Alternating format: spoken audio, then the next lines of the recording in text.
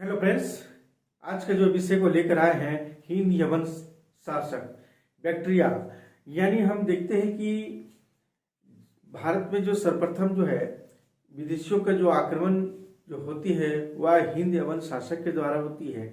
हम देखते हैं कि भारत में उस समय मगध साम्राज्य में जो है चंद्रगुप्त मौर्य के समय में सेल्यूकस को जो है यूनानियों को यानी जो यूनानी जो थे सेल्यूकस को जो है पराजित करके भारत के जो पश्चिमोत्तर प्रदेशों यानी अफगानिस्तान तक जो है हमारे चंद्रगुप्त मौर्य का जो अधिकार था।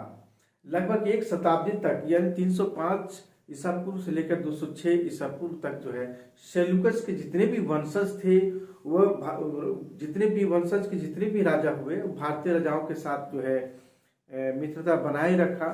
लेकिन परवर्ती जितने भी मौर्य राजा जितने भी हुए उसकी जब वह कमजोर शासक हुए या उनकी शासन व्यवस्था में जब स्थिति जब बदल गई तो तब देखते हैं कि मौर्य साम्राज्य की पतन जैसे होती है तो भारत में पश्चिमोत्तर क्षेत्र से पुनः जो है विदेशियों का जो है आक्रमण शुरू हो जाता है। क्योंकि इस देश का दुर्भाग्य था कि चंद्रगुप्त मौर्य जैसा उस समय कोई ऐसा शासक नहीं था जो इन आक्रमणकारियों को जो है रोक सके। तो सबसे पहले देखते हैं कि सर्वप्रथम आने वाला जो बल्ख जो थे बैक्ट्रिया के यवन शासक ही थे जो ने भारत के कुछ प्रदेशों को जीत लिया।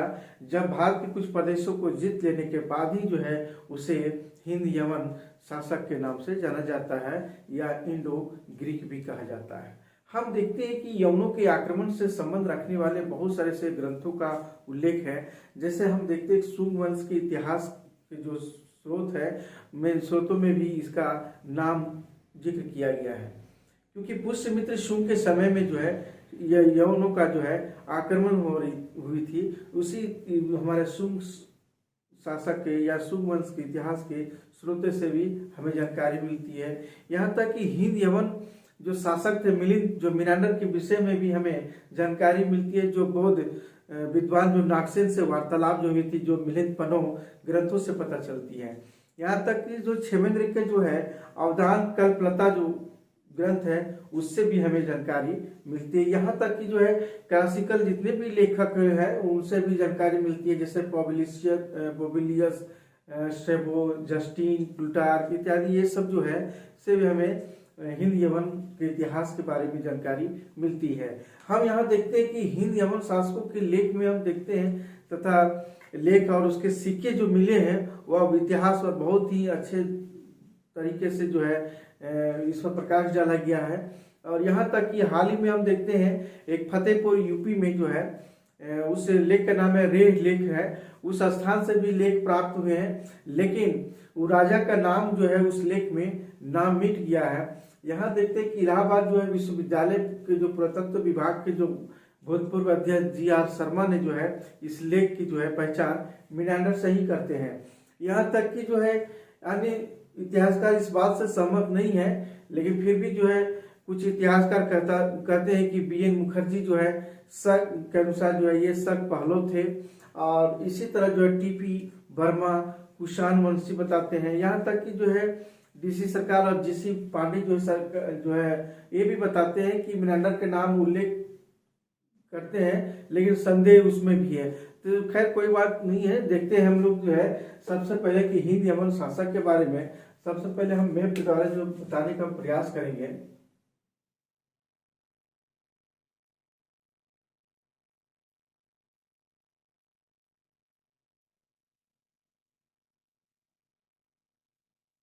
सबसे पहले देखते हैं कि जो हिंद यवनों का जो इतिहास की जानकारी की सबसे पहले मुख्य हम देखते हैं कि यह जो है मिलिंद पन्हो यानी मिलिंद पन्हो से जो है हमें जानकारी मिलती है। यहाँ तक जो है ये क्षेमेंद्र का जो लिखा गया क्षेमेंद्र का लिखा अवदान कल्पलता और ये जो है नागसेन के द्वारा क्या है नागसेन के द्वारा लिखा गया ये है। यहाँ तक कि जो है हमारा पोबिलियस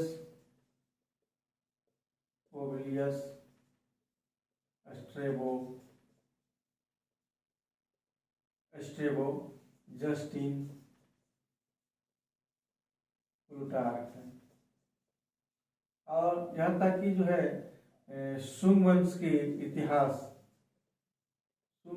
इतिहास के स्रोत जो भी हैं उससे पता चलता है।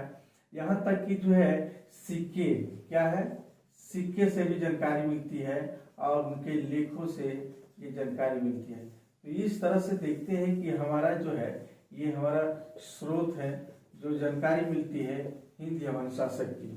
तो सबसे पहले हम देखते हैं कि इसमें सबसे पहले कि यह जो है इंडो ग्रीक जो थे वो कैसे हमारे भारत में जो है आए थे। तो इस तरह से पहले देखते हैं ये हमारा क्या है, ये हमारा पाकिस्तान का क्षेत्र है। तो सबसे पहले थोड़ा सा इसका बैकग्राउंड थोड़ा सा जान लेंगे, क्योंकि यहाँ पर जो है क्या है, मगध है। और इस मगध में शासन करने वाला उस समय कौन था, सबसे पहले देखते हैं शुंग वंश। क्या है, शुंग वंश। इसके बाद क्या था, कान वंश। एक कान वंश था मगध में। इसी तरह हम देखते हैं इसके बाद जो प्रतिष्ठान है, क्या है, ये क्या है, प्रतिष्ठान। प्रतिष्ठान मतलब महाराष्ट्र जो यहाँ पर शासन करने वाला था हमारा क्या है, सातवाहन वंश। सातवाहन वंश किया था। तो मगध में हमारा शुंग वंश और कान वंश था, क्योंकि मौर्य साम्राज्य के पतन के बाद जो है शुंग वंश और इसका कान वंश आया और प्रतिष्ठान जो है सातवाहन वंश इसके बाद आया। ये हमारा प्रतिष्ठान क्या है, महाराष्ट्र में है, इन क्षेत्र में है। इस समय जो शासन करने वाला जो था वह इस समय के जो तत्कालीन था हमारा इस समय कौन था, चेदी वंश था। क्या था, चेदी वंश था जो उड़ीसा में था। क्या है, उड़ीसा में जो है चेदी वंश का शासन व्यवस्था चल रही थी। उसी तरह देखते हैं कि जो है इक्ष्वाकु वंश था। ये हमारा जो है आंध्र प्रदेश का जो क्षेत्र है क्या है, इक्ष्वाकु वंश था। यहाँ इसी तरह देखते हैं कि चेर और हमारा जो है संगम वंश जो हमें कहते हैं। तो इसमें हम देखते हैं कि केरल के पास यहाँ पर क्या है, यहाँ केरल है और केरल के पास जो है क्या है, वह हमारा कौन सा शासन था, वह हमारा था चेर वंश था। क्या था, चेर वंश। ये चेर वंश का शासन था यहाँ पर। इसी तरह हम देखते हैं कि यहाँ पर भी जो शासन करने वाला जो था वह चोल था।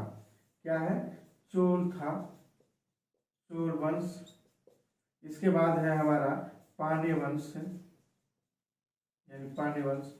तो इस तरह से भारत में जो सभी जितने मौर्य साम्राज्य के पतन के बाद जो है सब धीरे धीरे जो अपने अपने वंश के रूप में जो है अधिकार करके जो है और क्या कर रहे थे, सब शासन व्यवस्था था। यहाँ पर भी हम देखते हैं कुंडिन वंश, यानी यहाँ पर भी देखते हैं क्या है, ये विष्णु कुंडिन वंश। क्या है, विष्णु कुंडिन वंश, विष्णु कुंडिन वंश। तो इस तरह से देखते हैं कि ये शासन व्यवस्था थी। यहां तक हमारा क्या था, वकाटक था, वकाटक वंश भी था।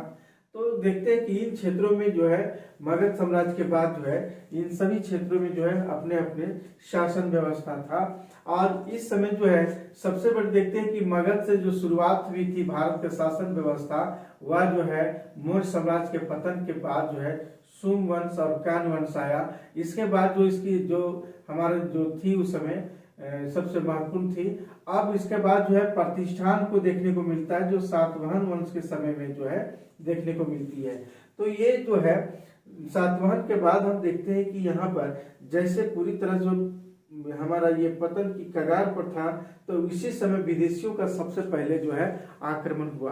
तो सबसे पहले हम देखते हैं कि ये पाकिस्तान का क्षेत्र है और इसी के बाद जो है हमारा क्या है, अफगानिस्तान का क्षेत्र है। इधर क्या है, अफगानिस्तान के क्षेत्र है। और इस तरह से देखते हैं कि जो है सबसे पहले जो है हमारा जो आक्रमण करने वाला था कौन था, हमारा सिकंदर आक्रमण करने वाला था भारत पर।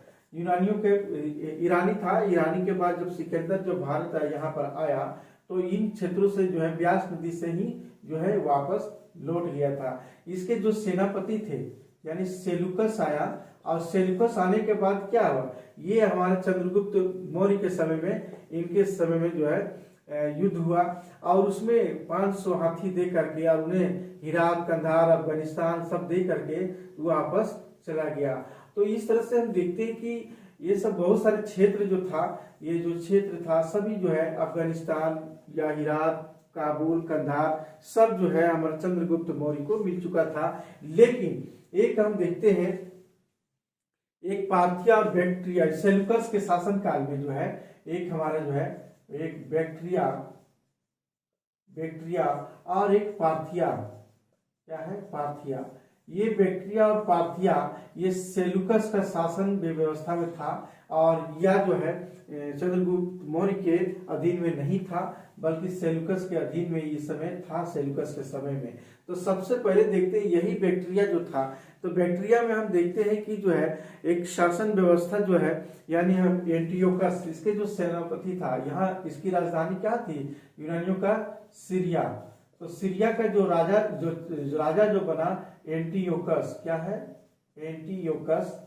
और एंटियोकस के समय में हम देखते हैं कि एक बहुत महत्वपूर्ण घटना घटी कि एंटियोकस के शासन काल में जो है 3 ऐसे बहुत जो है स्वतंत्र शासक जो है अपना जैसे हम देखते हैं जो 3 शासक हुए, इसमें डायोडोटस प्रथम, क्या है डायोडोटस प्रथम, ये क्या किया था, ये स्वतंत्र सत्ता कर लिया था। यानी बैक्ट्रिया में क्या कर लिया, स्वतंत्र सत्ता। पार्थिया में जो है ये जो शासक जो था वह था अरसेक्स से। पार्थिया के हम बाद में थोड़ा सा बताने का प्रयास करेंगे, पहले हम देखते हैं बैक्ट्रिया का, क्योंकि बैक्ट्रिया में जो है शासन व्यवस्था जो है स्वतंत्र सत्ता कर लिया था डायोडोटस ने। और इस समय जो है जो सेल्यूकस ये हमारा एंटियोकस के साथ जो है था, तो एंटियोकस जो है ये हमारा जो है आता है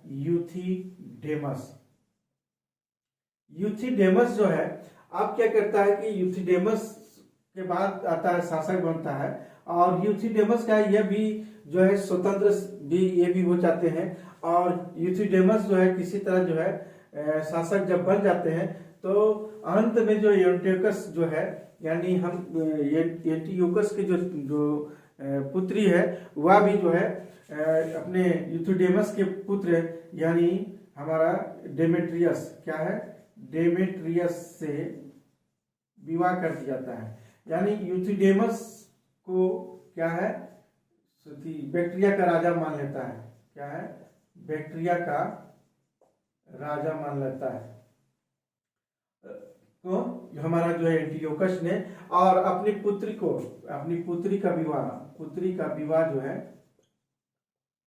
किससे करता है, यानी डिमेट्रियस के साथ करता है। और कौन करता है, सेल्यूकस ने किया, यदि हमारा जो है एंटियोकस ने, क्या है एंटियोकस तृतीय। तो इस तरह से देखते हैं कि डेमेट्रियस, हम देखते हैं कि भारत में जो है आक्रमण करने वाला या आने वाला जो था वह था हमारा डेमेट्रियस। हम डेमेट्रियस के बारे में हम थोड़ा सा जानेंगे, क्योंकि यही डेमेट्रियस जो है भारत पर आने वाला प्रथम यूनानी यानी विदेशी था हमारा इस समय बैक्ट्रिया के राजा जो थे। तो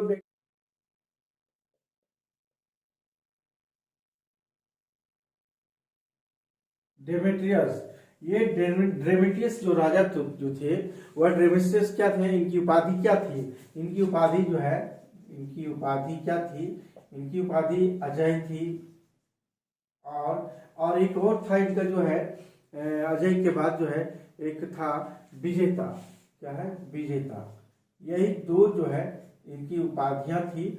और एक और देखते हैं कि डेमेट्रियस के शासन काल में हम देखते हैं एक दूसरा यूनानी, हम यही कह सकते हैं इसको दूसरा यूनानी था जो सिकंदर के बाद जो है ये भारत पर जो है आया था और अपना अधिकार क्षेत्र बनाया था। क्योंकि दूसरा यूनानी इसलिए बताते हैं क्योंकि सिकंदर के बाद जो है दूसरा डेमेट्रियस ने ऐसा शासक था जो भारत पर जो अधिकार किया था। ये सिकंदर के क्या थे, सिकंदर को आदर्श मानते थे, सिकंदर को क्या बोलते थे, आदर्श मानते थे, कौन डेमेट्रियस मानते थे।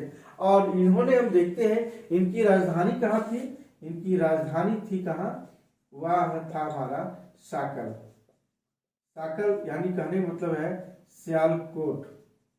ये सियालकोट का जो क्षेत्र है ये जो है सियालकोट को ही जो है राजधानी बनाया था ये। क्योंकि हम देखते हैं कि बैक्ट्रिया में जो है यहाँ जैसे आए तो हमारा 2 खेमों में बट गया था।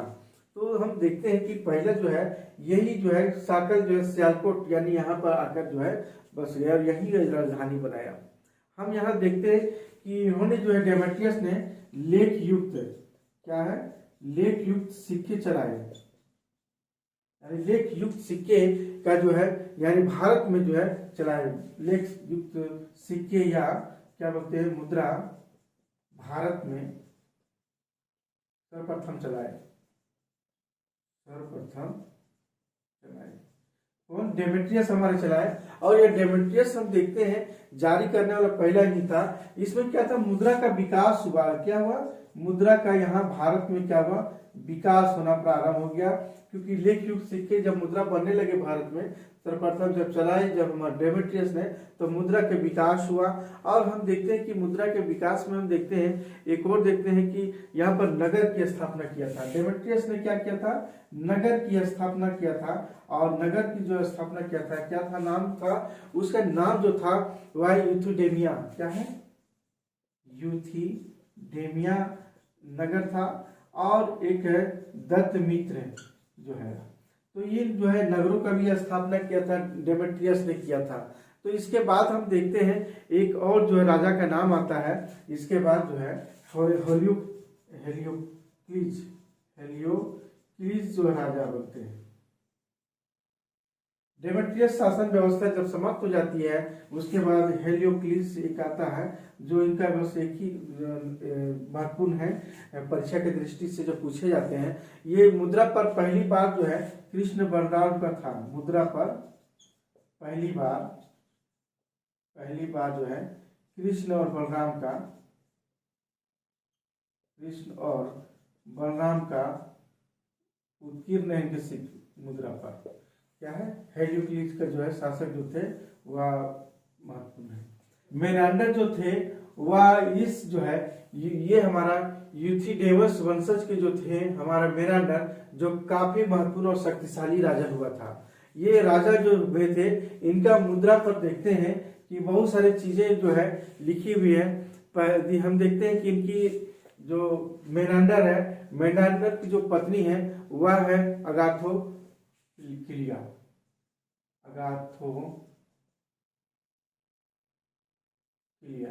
अगाथोक्लिया जो है इनकी पत्नी है।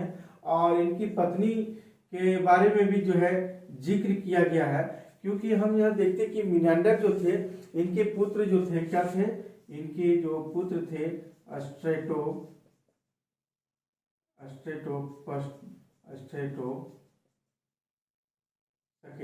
ये दो इनके पुत्र हुए। और इनके पुत्र के संरक्षक के रूप में भी ये भी शासन अपनी ये थे। सबसे पहले देखते हैं कि मेनांडर जो राजा थे उनकी जो उपाधि क्या क्या थी। इनकी उपाधि क्या था, सोटर, क्या था उपाधि, क्या था सोटर था। और इसके अलावा हम देखते हैं और भी है हमिकस है, क्या है, हमिकस, धर्मिकस, ये सब क्या है, इनकी जो है उपाधि का नाम है मेनांडर का। और ये हम देखते हैं कि जो है धर्मिकस का कहने का तात्पर्य है कि धर्मनिष्ठ, बौद्ध धर्मनिष्ठ, बौद्ध क्या है, धर्मनिष्ठ कहने का तात्पर्य यही है। हम यहाँ देखते हैं इनके सिक्के कहाँ, भड़ोच में भी मिलते हैं, क्या, भड़ोच में सिक्के मिलते हैं इनके मेनांडर के सिक्के। पश्चिम भारत के जो भड़ोच से गुजरात के जो एरिया है वहां पर भी जो है इनके सिक्के मिलते हैं। इनके हम देखते हैं कि भारत में सर्वप्रथम मुद्रा स्वर्ण मुद्रा इसी ने चलाया था, यानी भारत में सर्वप्रथम स्वर्ण मुद्रा मेनांडर ने ही चलाया था, मेनांडर ने ही चलाया था। यहाँ एक और देखते हैं कि इसके साथ साथ जो है जो सिक्के जो चलाते थे वो सिक्के कैसे थे, वो सिक्के जो सिक्के थी वह सिक्के कैसे विधि थी, वह ढलाई विधि, क्या है, ढलाई विधि, या इसको ये भी कह सकते हैं कि या ठप्पा कह सकते हैं, ठप्पा विधि कह सकते हैं, या इसको डाई विधि भी कहते हैं, क्या है, डाई विधि कहते हैं कि धातुओं को गला करके जिस तरह से सांचे पर की गई थी। तो यह हमारा क्या है, यूनानी के अनुकरण पर ही जो है ये सिक्के बने थे, क्योंकि यूनानी थे तो ये हमारा जो है यूनानी के अनुकरण पर ही जो है भारत में पहली बार ठप्पा यानी ढलाई विधि के द्वारा स्वर्ण सिक्के का चलाए थे, स्वर्ण यहाँ सिक्के का प्रचलन हुआ। यहाँ हम देखते हैं कि सिक्के में भी बहुत सारी चीजें लिखी गई है। जैसे हम देखते हैं कि सिक्के में जो है मेनांडर के बारे में जो लिखी गई है सिक्के में क्या है, महाराज नाम जो है सिक्के पर जो है क्या है, महरजस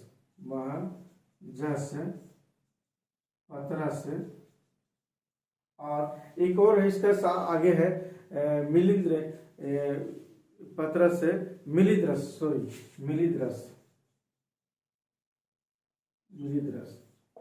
ये जो है सिक्के में जो है इनके सिक्के में देखने को मिलती है, यानी खरोष्टी लिपि में क्या है, ये क्या है खरोष्टी लिपि में, खरोष्टी ये लिपि में लिखी गई है। इसके साथ और भी जो है नाम आता है, जैसे यूनानियों का जो प्राकृत भाषा में क्या है, यूनानी की जो प्राकृत भाषा जो है, और ये देखने को मेनांडर के सिक्के में भी मिलता है, क्या है महरजस, क्या है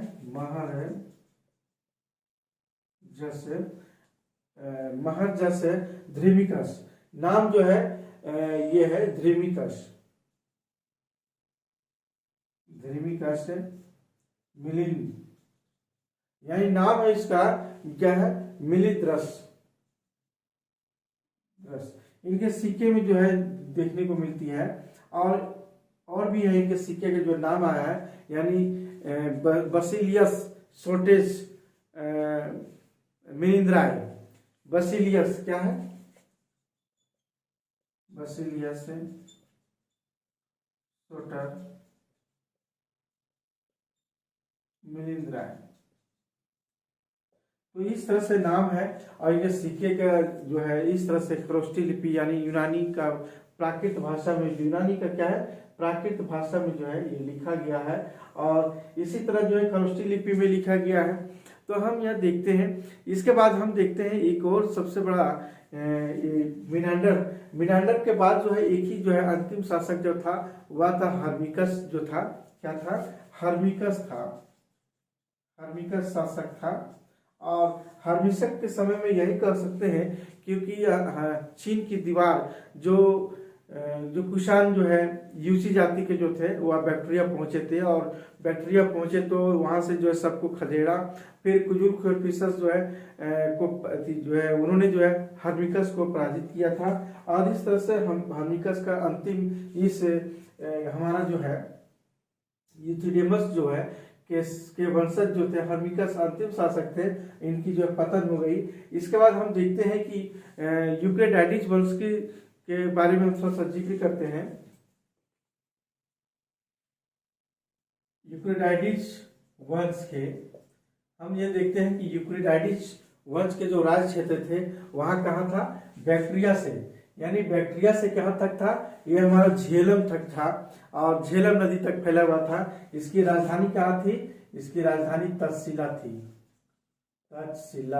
इसकी राजधानी थी, क्या थी, राजधानी थी, ये हमारा झेलम। तो ये यूक्रेटाइडिस वंश के थे, और हमारा जो यूथिडेमस का जो था वह हमारा यहाँ से जो है झेलम से लेकर मथुरा तक फैला हुआ था हमारा, लेकिन यूक्रेटाइडिस का जो है वह हमारा तक्षशिला तक ही जो था, यानी इसका झेलम तक ही था, जो राजधानी तक्षशिला थी। तो हम ये सबसे पहले देखते हैं कि यूक्रेटाइडिस वंशज को हम देखते हैं कि राजधानी हमारा तक्षशिला था, लेकिन इस समय जो राजा था बहुत ही महत्वपूर्ण था, एंटियालकिडास। क्या था, एंटियालकिडास इनके राजा थे। इनका दूत एक था हमारा बहुत ही महत्वपूर्ण था, हेलियोडोरस। क्या था, हेलियोडोरस। ये इनके दूत जो थे वे किसके दरबार में गए थे, ये हमारा जो एंटियालकिडास ने दूत बना करके, और किसके दरबार में गए थे, सुंग वंश के राजा नौवा भागभद्र के दरबार में, जो विदिशा दरबार में गए थे। कहाँ, विदिशा दरबार में गए थे, और यहीं पर जो है हेलियोडोरस जो था, ये क्या है, हेलियोडोरस जो है सुंग वंश के राजा, नौवां भागभद्र के नौवां जो राजा थे हमारा भागभद्र के विदिशा दरबार में गए थे वहीं पर। और उन्होंने काफी जो है एक जो है दरबार में जब गए तो एक बहुत ही जो है एक महत्वपूर्ण जो है विदिशा जो है एमपी में है, ध्यान में रखेंगे क्योंकि ये हमारा जो है एमपी में जो ये हमारा एमपी में है, ये हमारा विदिशा। तो ये विदिशा में जब गए तो यहाँ पर एक गरुड़ स्तंभ स्थापित किया, गरुड़ स्तंभ स्थापित किया हेलियोडोरस ने। यानी कहने का तात्पर्य ये हुआ कि इन्होंने भागवत धर्म का पहला जो है हम देखते हैं यहीं पर अभिलेख के साथ मिलता है गरुड़ स्तंभ। यानी हम देखते हैं बेशनगर का गरुड़ स्तंभ, यहाँ पर जो है दिया हुआ है बेशनगर का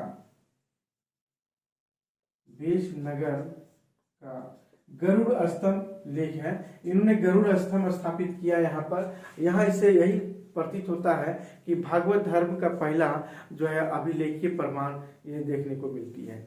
तो इस तरह से हम देखते हैं कि ये जो है एंटियार्किडास के दूत यानी हेलियोडोरस के द्वारा और विदिशा दरबार में आकर वैष्णव यानी हमारा गरुड़ स्तंभ स्थापित करता है।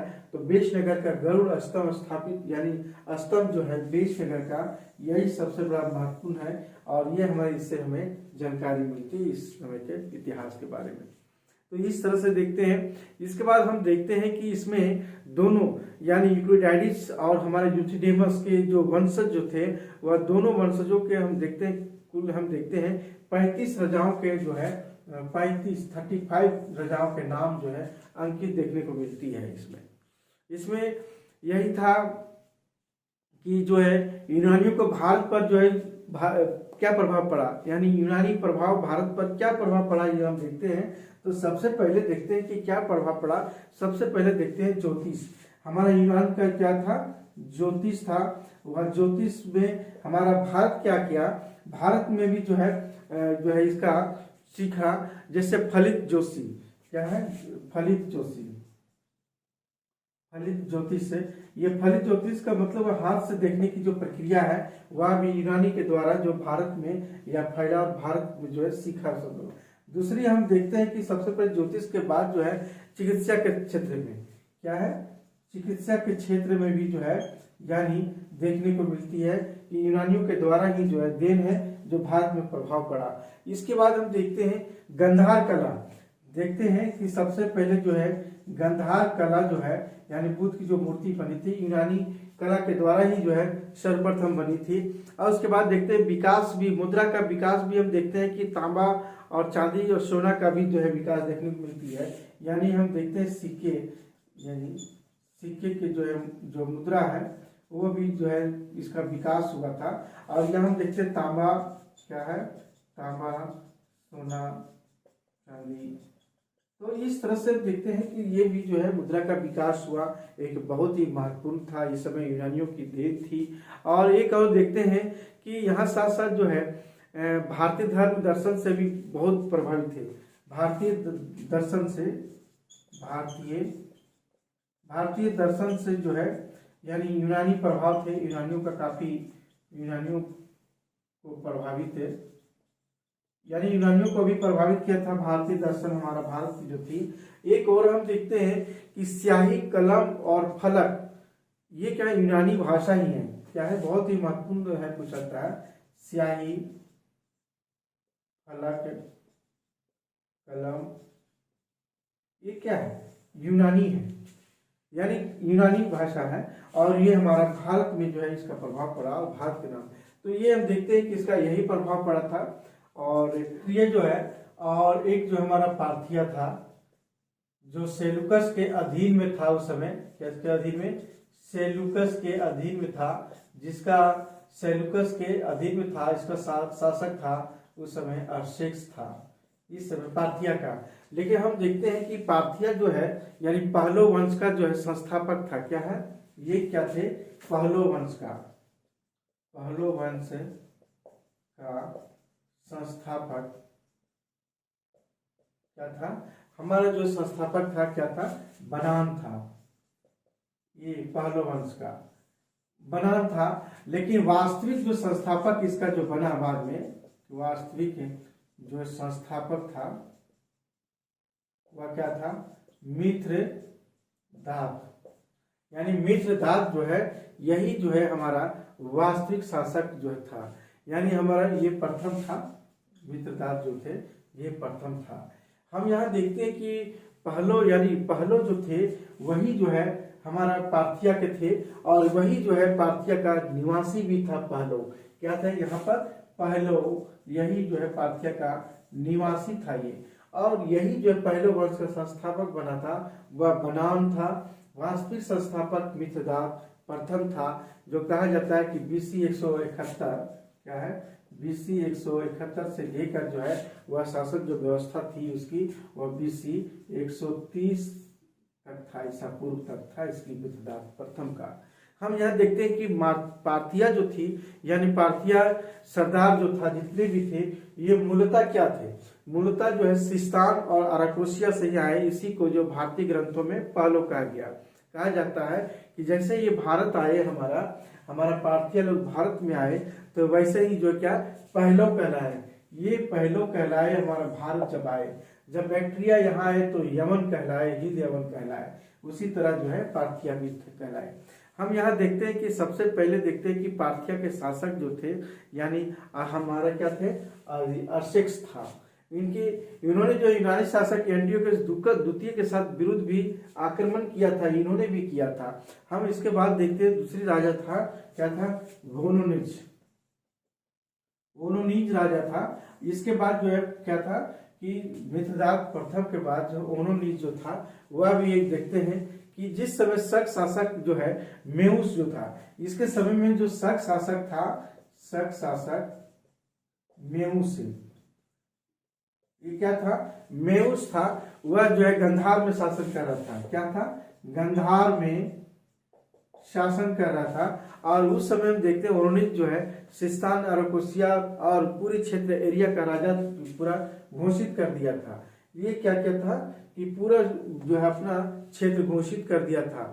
तो इस तरह से हम देखते हैं कि अपने सिक्कों पर जो है, इसके सिक्कों पर देखते हैं कि क्या है? महाराजा, इनके सिक्कों पर जो है, सिक्कों पर क्या है? महाराजा धीराज जो है देखने को मिलती है। इनकी उपाधि क्या है? महाराजा धीराज। महाराजा धीराज जो है क्या है? उपाधि देखने को मिलती है इनके सिक्के पर। क्या है? उपाधि देखने को मिलती है ओनोनिज का। इसके बाद हम देखते हैं इनके सिक्के पर एक और देखते हैं, यह खरोष्टी यूनानी लिपि में क्या है? यह क्या है? खरोष्टी और यूनानी लिपि में देखने को मिलती है। और जिस तरह से ओनोनिज की एक और हम देखते हैं कि जो इसके सिक्के पर जो देखने को मिलता है, सिक्के के पृष्ठ भाग पर हम देखते हैं इनकी जो सिक्के है, सिक्के के जो है पृष्ठ भाग पर हम क्या देखते हैं? एक इसका भाई को देखने को मिलता है। भाई क्या है? भाई सपलोर। भाई क्या है? सब लाहौर। और भतीजा के नाम आता है, यह कि भतीजा का जो नाम आता है उसका क्या नाम होता है? यह सफलगढ़ नाम होता है। सफलगढ़ जो है नाम मिलता है इसका, ओनोनिज का। इसके बाद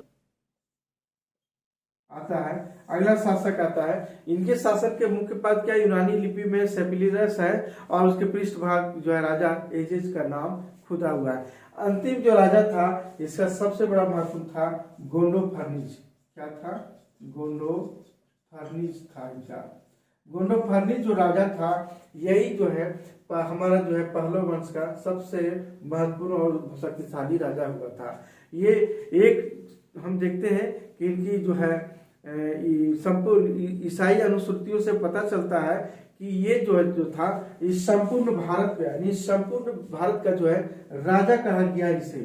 ये ईसाई अनुश्रुतियों से पता चलता है। और एक हम देखते हैं कि ये जो है कुषाण शासकों के लगातार आक्रमण जब हो रही थी, तो उस समय ऐसा हुआ कि पूरी तरह से जो है या पार्थिया यानी पहलो जो है पूरी तरह से यह समाप्त हो गई, उनकी पतन हो गई।